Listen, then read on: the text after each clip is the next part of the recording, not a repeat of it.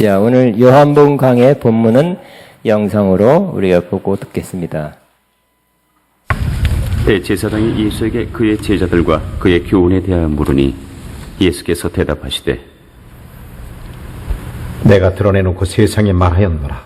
모든 유대인들이 모이는 회당과 성전에서 항상 가르쳤고 은밀하게는 아무것도 말하지 아니하였거늘 어찌하여 내게 묻느냐?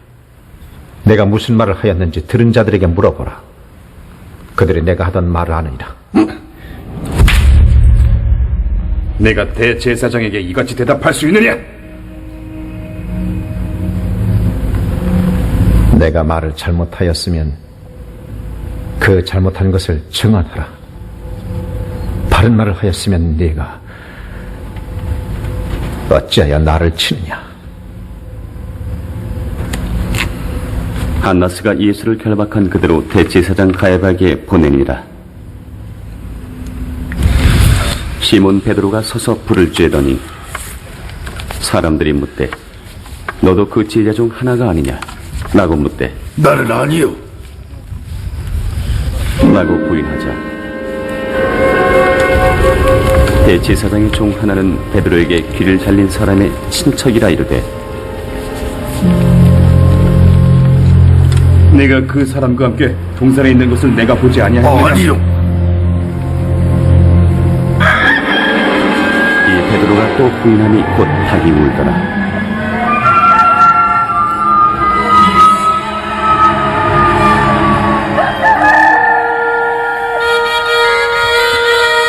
그들이 예수를 가야바에서 관중으로 끌고 가니 새벽이라. 그들은 더럽힘을 받지 아니하고 유월절 잔치를 먹고자 하여 관장에 들어가지 아니하더라. 그러므로 빌라도가 밖으로 나가서 그들에게 말하되 너희가 무슨 일로 이 사람을 고발하느냐? 이 사람이 행악자가 아니었다면 우리가 당신에게 넘기지 아니하였겠나이다. 너희가 그를 데려다가 너희 법대로 재판하라. 우리에게는 사람을 죽이는 권한이 없나이다. 이는 예수께서 자기가 어떠한 죽음으로 죽을 것을 가르쳐 하신 말씀을 응하게 하려 함이로라.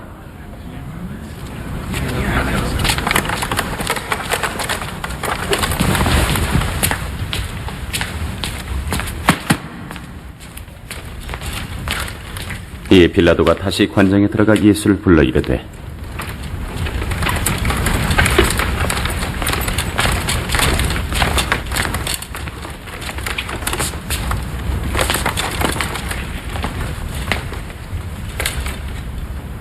내가 유대인의 왕이냐? 이는 네가 스스로 하는 말이냐? 다른 사람들이 나에 대하여 내게 한 말이냐? 내가 유대인이냐? 내 나라 사람과 대제사장들이 너를 내게 넘겼으니 네가 무엇을 하였느냐? 내 나라는 이 세상에 속한 것이 아니니라. 만일 내 나라가 이 세상에 속한 것이었더라면 내 종들이 싸워 나로 유대인들에게 넘겨지지 않게 하였으리라. 이제 내 나라는 여기에 속한 것이 아니니라. 그러면 네가 왕이 아니냐? 네 말과 같이 내가 왕이니라. 내가 이를 위하여 태어났으며 이를 위하여 세상에 왔나니 곧 진리에 대하여 증언하리 함이로라. 무릇 진리에 속한 자는 내 음성을 듣느니라. 진리가 무엇이냐?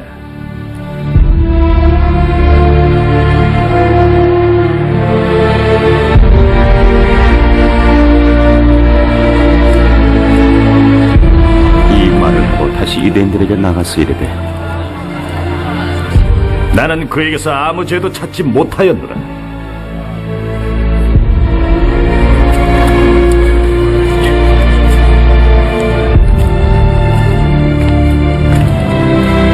유월절이면 내가 너희에게 한 사람을 놓아주는 전례가 있으니 그러면 너희는 내가 유대인의 왕을 너희에게 놓아주기를 원하느냐? 아니야. 그들이 또 소리질러 이르되 사람이 아니라 바라봐요. 바라봐요. 바라봐요. 하니 바라바는 강도였더라.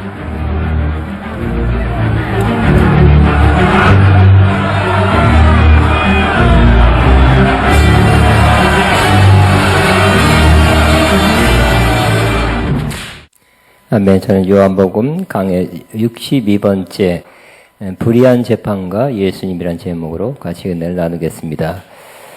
과거에 저를 포함한 순진한 사람들이 이렇게 생각했습니다.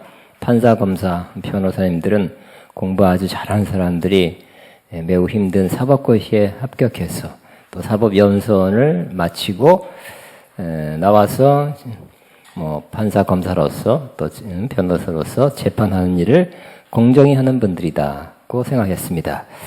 그들은 학식이 뛰어나고 머리가 좋기 때문에 그들이 하는 재판은 옳고 정확하다는 그냥 그런 막연한 생각을 했습니다.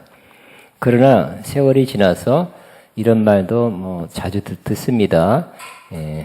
유전 무죄, 무전 유죄. 즉 재판을 받는데 돈이 있으면 죄가 없게 판결되기도 하고 돈이 있으면 돈이 없으면 죄가 되기도 한다는 것입니다. 이 좋은 예는 수년 전에 수십 년 지금 벌써 지났습니다. 미국의 O.J. 심슨이라는 사람의 판결에서 볼 수 있습니다. 그는 아메리카 풋볼 스타로서 큰 돈을 벌었습니다. 그가 자기 아내를 집에서 처참하게 살해했습니다. 살해한 것을 거의 사람들이 추정하고 있습니다. 두 사람밖에 없었습니다. 그는 평소에도 아내와 다툼이 많았고 폭력을 썼다고 합니다. 그러나 그 사건이 일어난 다음에 심슨은 자기가 갖고 있는 재산을 털어서 막대한 재산을 가지고 가장 유명하고 가장 뛰어나고 가장 비싼 변호인단을 구성했습니다. 그 결과는 어떻게 됐겠습니까? 무죄가 됐습니다. 사람들이 깜짝 놀랐습니다.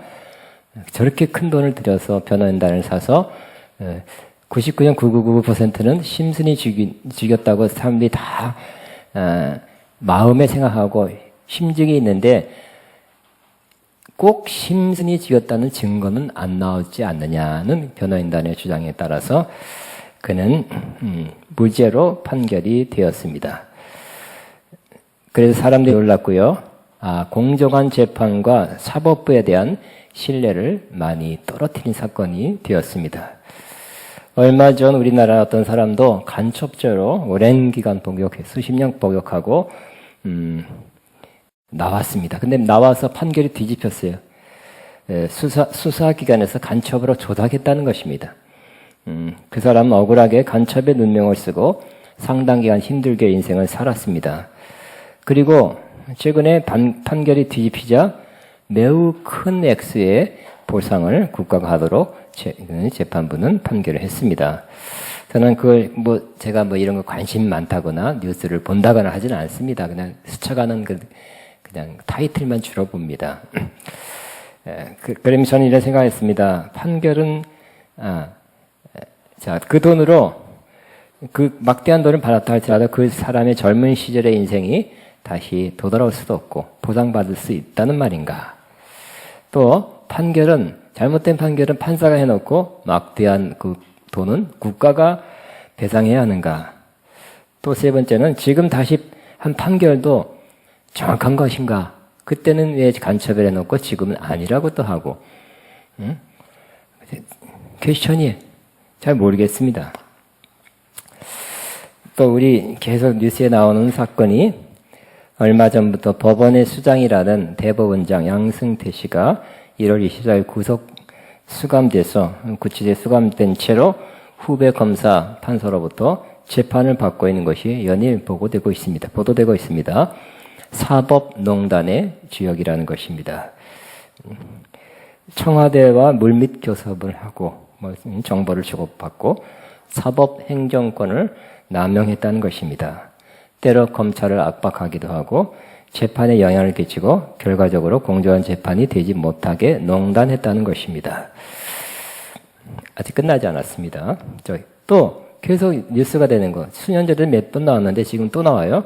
김학의 전 법무차관이 수십 명의 지도층 인사와 함께 성접대를 받았다는 것입니다. 의혹입니다. 그때 몇 번 재판을 해서 무혐의 처리했는데 또 이번에 다시 하겠다는 거예요. 다시 해서 지금 또 조사를 하고 있습니다. 그 전에 했던 판결이 잘못되었으니 다시 하겠다. 이런 계속 다음 정권에서는 다른 성격의 정권이 들었으면 또 어떻게 또 하려는지 또 모르겠습니다. 그 일반인들은 사법부가 돌아가는 이상한 모습에 의아할 뿐입니다. 일반 국민들은 그래도 사법부는 공정하고 정의로우며 바르게 가고 있다고 생각하였었으나 그렇지 않다는 것이 자꾸 드러나니까 당황스러워지는 것입니다.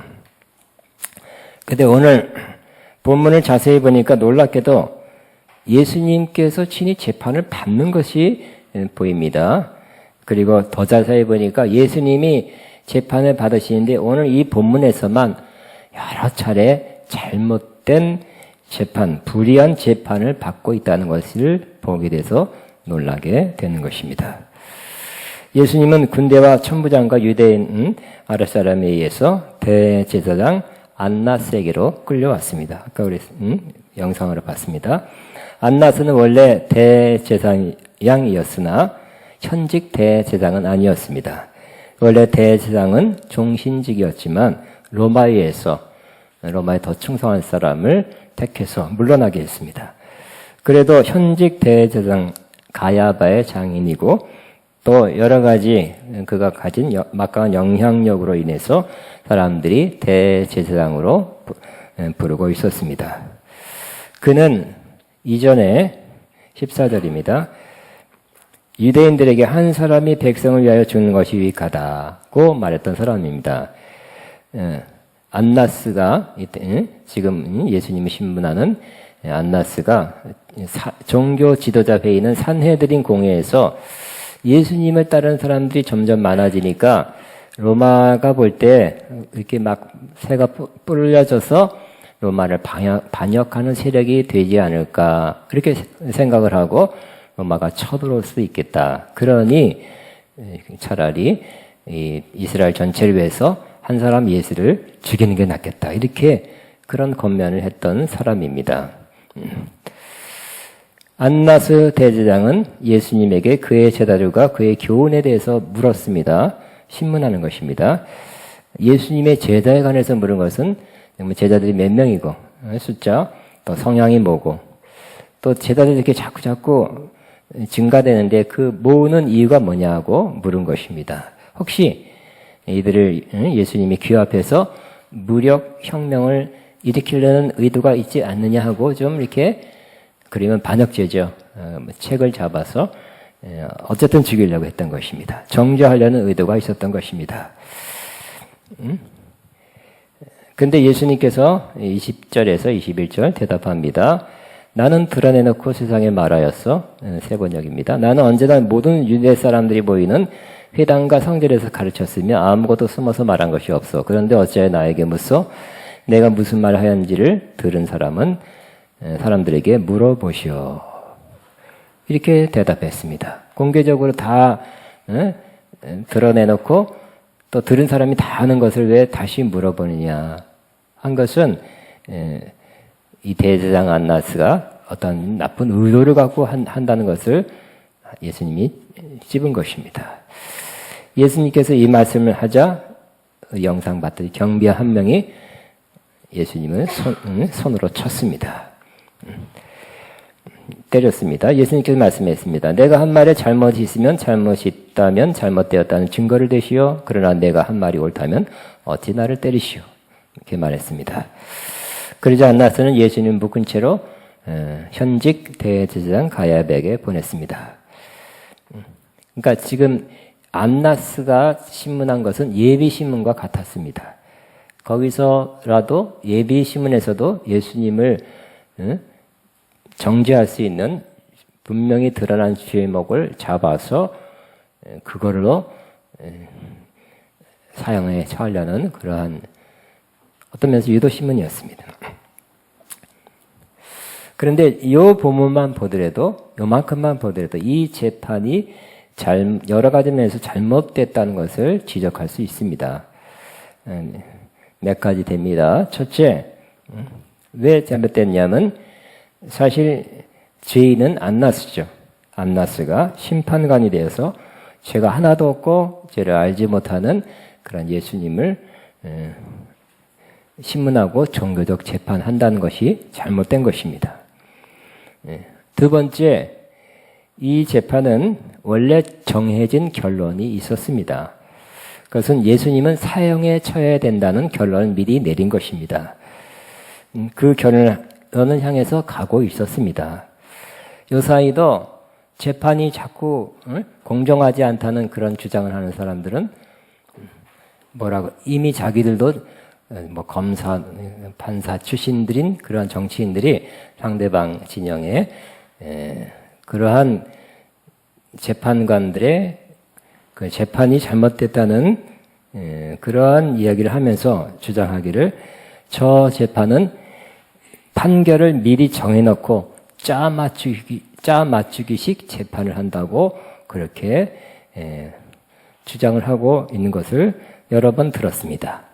짜 맞추기식 이미 결론을 내놓고 모든 걸 다 그쪽으로 몰고 가고 심지어 증인도 그렇게 몰아가고 증거도 만들어내고 뭐 서류도 만들어내고 사건도 만들어내고 해서 그렇게 몰고 간다는 거예요. 일부 뭐 다 그런 게 아니라 어떤 일부 사건이 그렇겠죠. 예수님의 사건도 이미 그들이 정해놓고 사형으로 몰고 가고 있었던 것입니다. 세 번째, 유대인의 율법에는 고소당한 사람에게 스스로 죄를 자백하도록 유도하는 일이 불법으로 되어 있었습니다. 피고가 자신에게 불리한 증언을 하도록 강요받아서는 안 된다고 합니다. 다만 증인의 증언이나 구체적인 물증의 객관성과 타당성에 의해서만 유죄를 선언할 수 있었습니다. 안나스가 예수님을 직접 신문했죠. 그리고 물어봐서 이렇게 얼떨결에 아니면 두려워서 어떤 또 유도신문에 이렇게 자백을 하도록 혹시 그러지 않을까 하고 했는데 그 자체가 불법이라는 것입니다. 그래서 예수님은 안나스에게 되물음으로써 안나스가 부당함을 비난한 것입니다. 네 번째, 예수님은 아직 공식적으로 종교 지도자들이 이전에 신성모독죄라 하고 죽어야 된다는 그 결정을 내렸지 사법부에서는 로마 총독하에 사법부에서는 아직 죄인으로 정죄된 것은 아니었습니다. 그렇지만 정죄 이전에 죄수를 때리는 것은 위법이었습니다. 예수님의 죄를 입증할 만한 증거는 제시하지 못했습니다. 빌라도가 나중에 난 이 사람에게서 죄를 찾을 수 없었어 하고 그렇게 말하는 걸 보면 알 수 있습니다. 아직 정죄되지 않은 예수님을 때린 것은 위법이었다고 볼 수 있습니다. 네 가지 됐습니다. 또 두 가지 더 있습니다. 예수님은 정식 대제사장 가야바에게로 끌려갔습니다. 그리고 가야바는 다시 당시 총독 본디오 빌라도의 관정으로 끌고 갔습니다. 다른 복음서, 이 요한복음 말고 마태, 마가, 누가복음에는 고전의 사건, 산헤드린 공회에 예수님이 끌려가서 신성모독이다. 너가 하나님의 아들이라고 주장한 것은 하나님과 너를 동등하게 놓고 너도 하나님이라고 주장하는 신성모독죄다. 네가 어떻게 메시아가 됐느냐. 자칭 메시아라는 그런 참남한 그런 죄를 졌다고 사형의 종교적 재판에서 사형을 내린 것입니다. 그러나 요한복음에서는 그 기사를 뺐습니다. 그러나 로마 식민 통치를 받던 이스라엘은 사형 집행을 하는 권한이 없었기 때문에 새벽 일찍 빌라도 총독의 법정에 세운 것입니다. 아까 그 영상이 새벽이었어요. 또 그들은 불법을 하게 된 것입니다. 즉 예수님을 밤에 신문한 것은 불법이었다는 것입니다. 아까 안나스가 시험난 안나스가 신문한 것이 밤이었는데 이것이 불법이었다고 합니다. 또 신문한 당일에 판결을 내린 것이 그 당시의 법으로 불법이었다고 합니다. 빌라도는 예수님 징계받고 나가서 너희가 무슨 일로 이 사람을 고발하냐고 물었습니다. 그때 예수님은 이 사람이 행악자가 아니라면 우리가 어떻게 이 사람을 당신에게 끌고 왔겠습니까? 이 사람은 행악자다 하고 그렇게 고발해서 넘겼습니다. 뭐 우리 신앙적으로 종교적으로 율법의 구약 신명기 뭐 이렇게 해서는 안 통하죠. 그러니까 악한 사람이다. 행악자라는 것은 심성이 악하고 인격이 삐뚤어진 사람이다. 그러니 처벌해달라고 고발했던 것입니다. 그러니까 여섯 번째 잘못은 그들은 예수님을 신성모독죄로 사실 죽이는 것입니다. 그러면서도 로마 총독에게는 행악자로 고발해서 거짓으로 그렇게 죽게 하는 것입니다. 신성모독죄라면 로마법으로는 죽이지 못하게 되어 있습니다. 로마는 그 당시 정복한 나라들의 종교, 관습 등 인정해주는 그런 정책을 폈기 때문입니다. 잘못된 고발, 잘못된 죄명으로 예수님을 죽이는 모습을 보게 되었습니다. 6가지를 봤습니다. 요 부분만 보더라도 이 재판은 6가지 이상 잘못된 것으로 이렇게 이루어져 가는 잘못된 재판이었다. 예수님 잘못된 재판을 받고 죽어가는 모습을 보게 됩니다. 그러나 빌라도는 알았죠. 빌라도는 뭐 겉으로는 저렇게 딱딱하게 엄숙하게 이렇게 나왔지만 속으로는 마음이 틀렸어요. 예수란 분은 죄인이 아니다. 죽어야 될 큰 죄를 지은 사람이 아니라고 속에는 그렇게 판단을 했던 것입니다. 그래서 그를 데려다가 너희의 법대로 재판하라고 하였습니다. 유대인들은 우리에게는 사람을 죽일 권한이 없나이다라고 대답하며 밀어붙였던 것입니다. 자, 빌라도가 예수님을 만났습니다. 소문은 많이 들었겠죠. 근데 처음 가까이 만나보고 어떠한 생각을 가졌고 어떤 마음을 가졌나에 대한 것은 빌라도 보고서라는 빌라도가 자기 로마 황제에게 보낸 우리 한국에는 한국 그런 페이지는 50페이지 긴 보고서에 잘 나타나 있습니다. 지금도 성 소피아라는 사원에 그 보고서가 보관되어 있다고 합니다. 그러니까 실제 있었던, 실제 지금까지 보관되어 있는 그 보고서에 보면 예수님은 어떻게 생각하고 예수님은 어떻게 보고 느꼈는지를 잘 알 수 있습니다.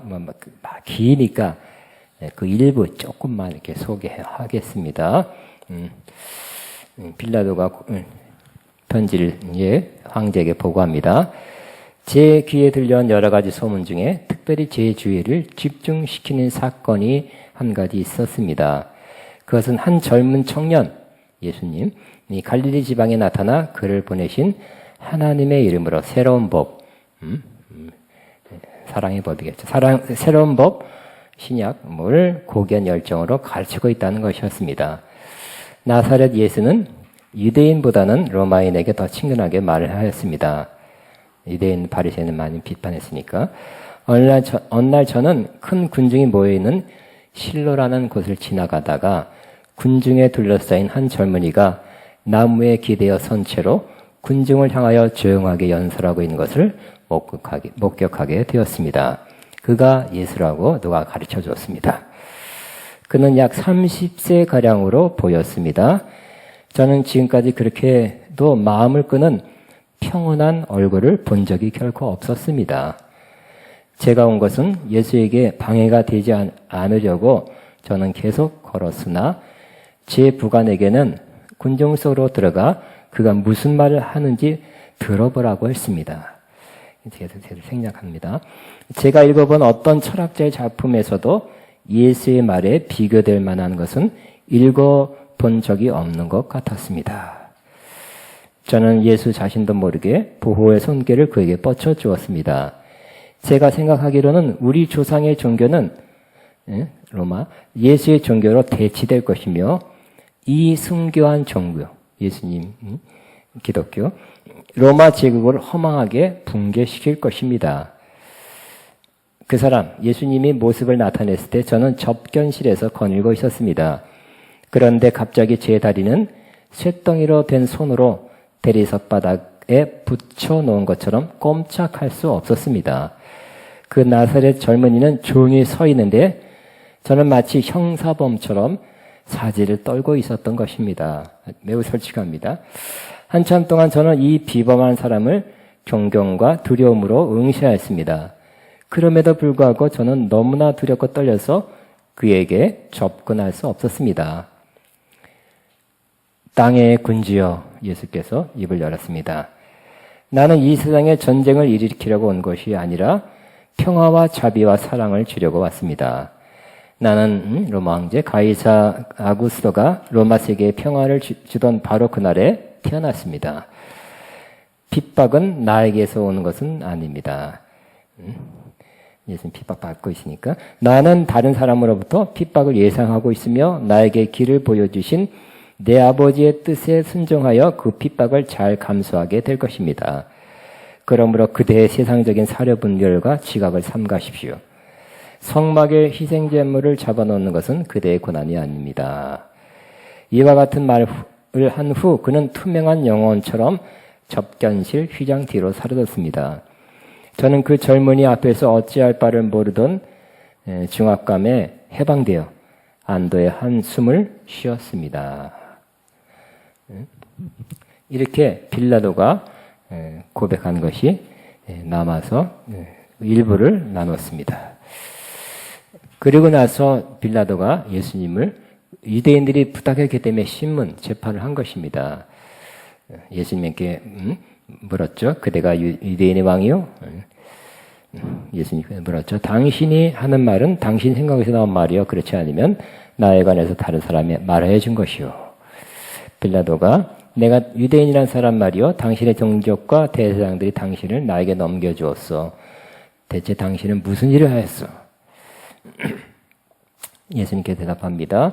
내 나라는 이 세상에 속한 것이 아니요. 내 나라가 이 세상에 속한 것이라면 나의 부하들이 싸워서 나를 유대 사람의 손에 넘어가지 않게 하였을 것이요. 그러나 내 나라는 이 세상에 속한 것이 아니요. 그러니까 예수님이 소속, 진정한 정체성, 예수님이 이 땅에 와서 어떤 입장에서 사역을 하고 또 다시 돌아간 그 하나님 나라에 대해서 말씀하고 있습니다.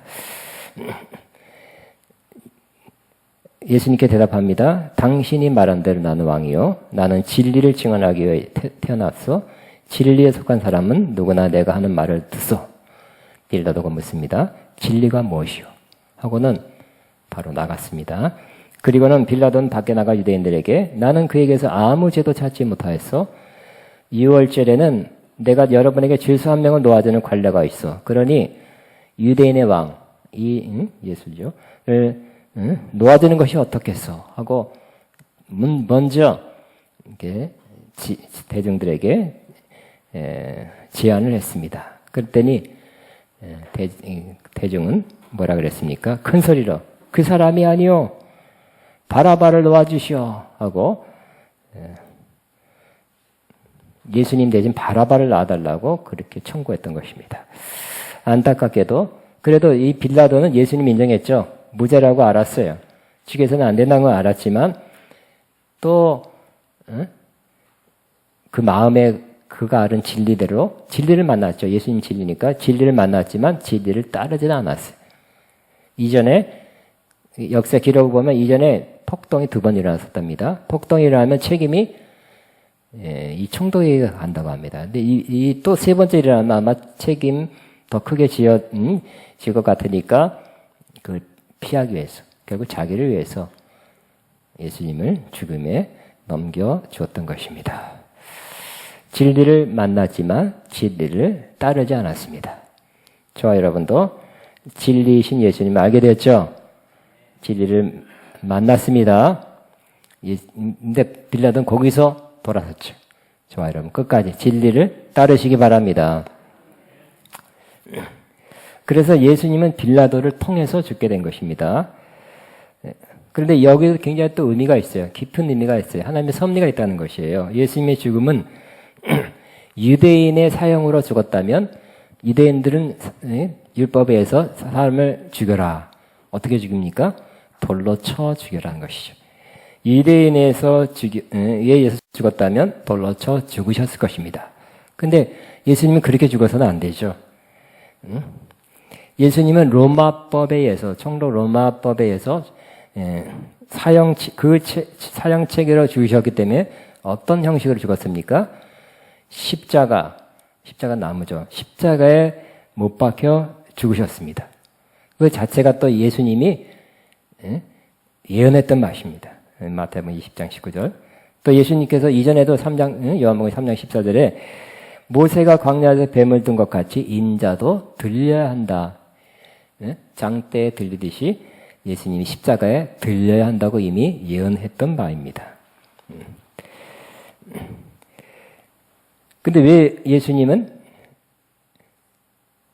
십자가에 못 박혀 죽으셨습니까? 로마법에 의해서, 로마 사형 체제에 의해서 죽었습니다. 그것도 하나님의 섭리가 있었다는 것입니다. 자, 하나님의 섭리는 뭡니까? 바로 신명기 말씀, 또 갈라디아 3장 13절에 보면 나무에 달려서 죽는 자는 저주를 받은 자라는 말씀이 있죠. 죽어도 저주스럽게 죽는 자가 바로 나무에 달려 죽는 자입니다. 예수님이 그렇게 죽으셨어요. 하나님이 그렇게 섭리했어요. 그렇게 인도했어요. 예수님은 저주를 받아 죽으셨어요. 근데 그 저주는 누구의 저주입니까? 바로 우리의 저주입니다. 우리가 받을 저주를 대신 받으시고, 예수님은 죄가 돼서 저주를 받으시고 우리는 의가 된 것입니다. 저와 여러분 의가 되었습니다. 받을 저주가 예수님에게 부어졌기 때문에 우리는 예수님 때문에 의가 된 것이 됩니다. 그래서 예수님은 그 하나님의 그 깊은 섭리를 이루고자 나무에 십자가에 못 박혀 죽게 된 것입니다. 하나님의 섭리입니다. 주변에 대제사장, 바리새인, 유대인들 온통 악한 사람입니다. 근데 하나님이 힘이 없어서, 하나님의 능력이 부족해서 할 수 없이 그렇게 예수님이 죽게 한 게 아니죠. 하나님은 하나님의 뜻을 그 가운데서 이루셨습니다. 하나님의 뜻이 뭡니까? 이 땅에 예수님을 육신을 입고 보내서 십자가에 죽게 하심으로 모든 사람을 살리는 구속의 역사를 이루시는 것입니다. 예수님이 그렇게 죽게 하심으로 모든 사람을 구원하는, 모든 인류를 구원하는 구속의 역사를 다 이루게 되셨습니다. 악한 사람들이 있었지만 하나님은 악한 사람들을 악하게 그냥 사용했을 뿐입니다. 악하게 사용하고 나중에 막대기, 몽둥이를 악하게 사용한 다음에는 불에 던져버리듯이 하나님은 그 악한 자들을 악하게 사용하고 후에 악한 일에 대해서 공의의 심판을 하게 될 것입니다. 근데 또 예수님의 편에서는 예수님도 자유의지가 있기 때문에 그것을 거부할 수 있어요. 피할 수 있어요. 그렇지만 그런 마음도 들었지만 이게 너무 힘드니까 이 잔이 내게 좀 지나가게 앞서서, 그러나 바로 마음이 바뀌었죠. 그러나 내 원대로 마옵시고 아버지 원대로 하기를 원합니다 하고 그 죽음이라는 쓴 잔을 받아들였습니다. 순종하게 된 것입니다. 이 모습을 보면서 우리도 이러한 과정을 여러분 조금 겪는 사람, 조금 많이 겪는 사람이 있게 될 것입니다. 저와 여러분은 예수님을 믿는 사람이죠. 또 제자는 어떤 사람이에요? 예수님께 나를 따라오라. 예수님을 따라가는 사람이죠. 가만히 보니까 예수님이 이게 억울한 불의한 재판을 받았다면 제자들도 이런 억울한 일, 불의한 일, 또 심지어 어떨 때는 불의한 재판까지 받지 않을까 하는 그런 생각을 하게 되었습니다. 우리가 이 세상에 살고 있기 때문입니다. 이 세상은 어떤 세상이라 그랬습니까? 이 세상 임금이 마귀라 그랬죠. 또 이 세상은 악한 자 아래 처해 있다고 또 말씀하고 있어요. 예수님은 이 세상에 속한 왕이 아니라 그랬죠. 내 나라는 이 세상에 속한 것이 아니다. 달라요. 이 세상은 이게 악한 자가 악한 일 하다가 결국 심판을 받을 세상입니다. 그리고 지금은 보이지 않게 임하였고 또 계속 임하고 있고 확장되고 있는 하나님 나라의 왕이고 그 나라가 언젠가는 예수님 다시 오실 때는 온통 그 나라가 될 것입니다. 하나님 나라가 될 것입니다. 주님이 우리와 함께 다스리는 지금 악한 자가 권력자가 뭐 무슨 법으로 정치력으로 불의로 돈으로 여러 가지 수완으로 다스리는 것 같아요. 그러나 이 세상 나라는 멸망하게 될 것입니다. 그러면서도 우리 크리스천들이 이 악한 세상에서 불의하고 악한 체제하에 살고 있다는 거, 또 불의한 사람 속에 살고 있다는 게 얼마나 힘든가 하는 것을 생각해 보게 됐습니다. 불의한 일을 많이 보게 됩니다. 신문 보기 어렵죠? 안 봐요. 잠깐만 1분씩 저도 돈 내고 봅니다. 1분씩. 또 뉴스 안 보고요. 혹시 뭐 간단하게 1분씩 세상 돌아가는 걸 알려고. 보기 어려워요. 화가 나요. 어떻게 이런 일이 일어날 수 있을까? 불의한 일을 우리가 많이 보는 것이 매우 고통스럽습니다. 또 불의한 것을 경험하기도 합니다. 억울한 일, 가슴 칠만한 일을 또 심지어 불의한 재판을 받는 일도 있을 수 있습니다. 그런데 이걸 보면서 예수님이 이렇게 그런 것을 그 과정을 겪었고 심지어 불의한 재판에 의해서 맞지도 않는 그 판결에 의해서 제목으로 죽으셨다면 우리도 그럴 수도 있겠다. 다 그런 거 아니에요. 그럴 수도 있겠다 하는 그런 생각을 하게 되었습니다. 가만히 생각해보니까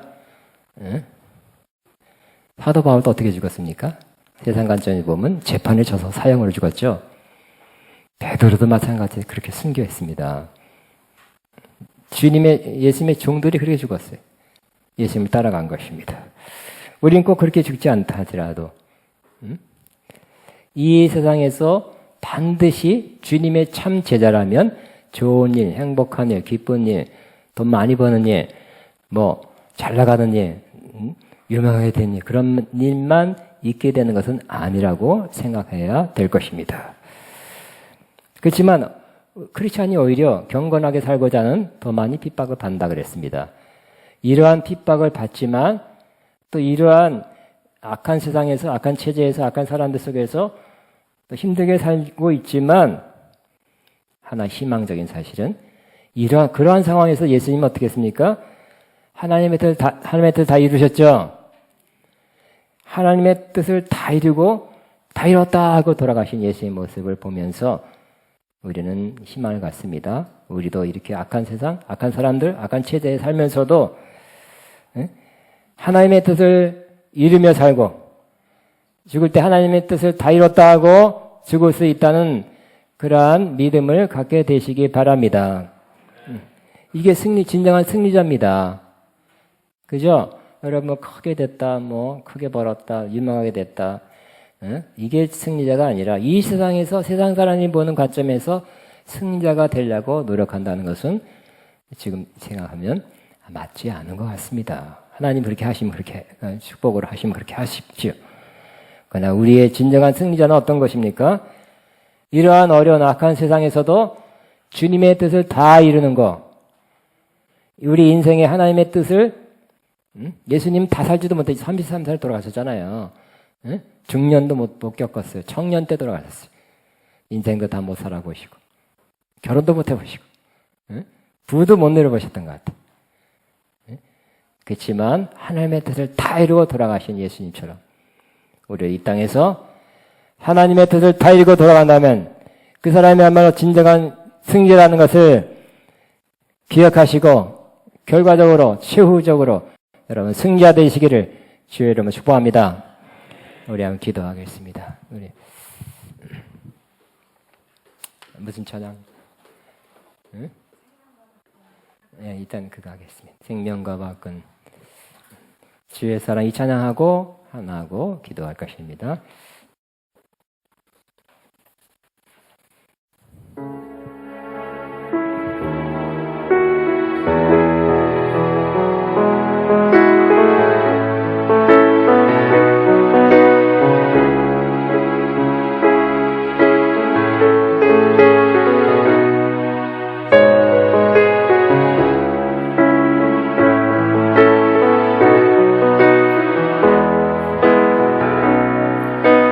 생명과 바꾼 주의 사랑을 잊지 않게 하소서. 나를 위해 흘렸던 주의 눈물 잊지 않게 하소서. 주의 긍휼과 주의 선하심 내가 묵상하오니 나를 위해 흘렸던 주의 눈물 잊지 않게 하소서.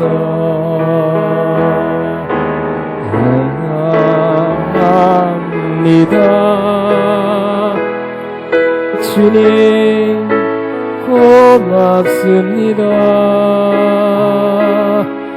그 사랑 때문에 그 눈물 때문에 주 앞에서의 주님 감사합니다. 감사합니다. 주님 고맙습니다.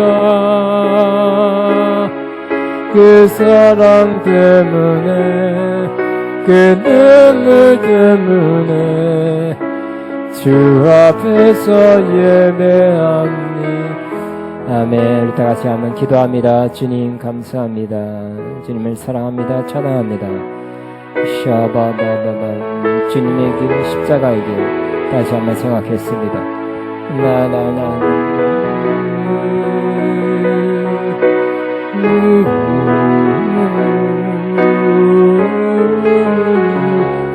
주여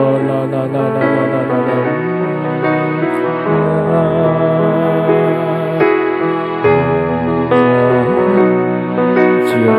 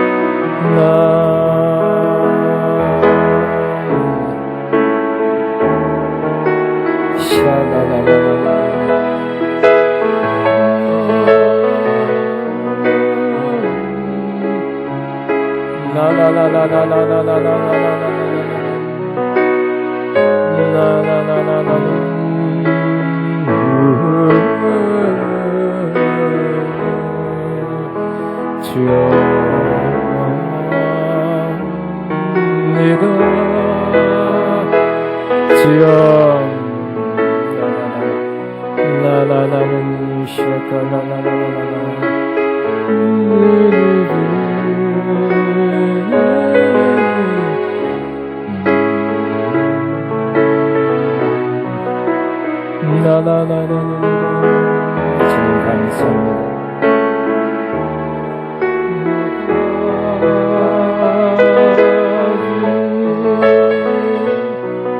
주님 감사합니다.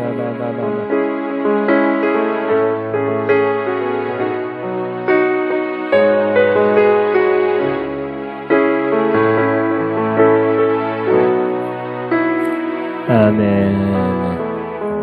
주님의 뜻을 이루소서. 고요한 중에 기다리니 진흙과 같은 날 빚으소. 주님의 영상 만드소서. 주님의 뜻을 이루소서. 주님 발 앞에 엎드리니 은혜를 살피시소는 뭐가 이게 하옵소서. 주님의 뜻은 이루소서. 병들어 몸이 피곤할 때 권능에서 내게 펴서 평안게 하여 주옵소서. 주님의 뜻은 이루소서. 온전히 나를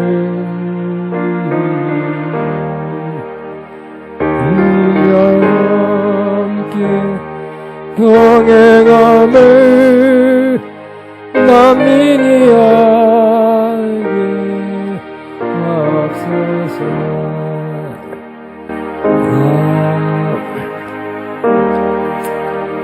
자, 다 일어나셔서. 근데 보니까 440장이 더 가사가 오늘 메시지하고 조금 더 가까운 것 같아요. 어디든지 예수 나를 이끌면. 자, 제가 기도하겠습니다. 440장 찬송가. 하나님 아버지 감사합니다. 주님의 모습, 불의한 세상에서 불의한 자들의 불의한 명목으로 재판받았고 죽으시는 모습. 그러나 하나님의 다 이루시는 하나님의 이 땅에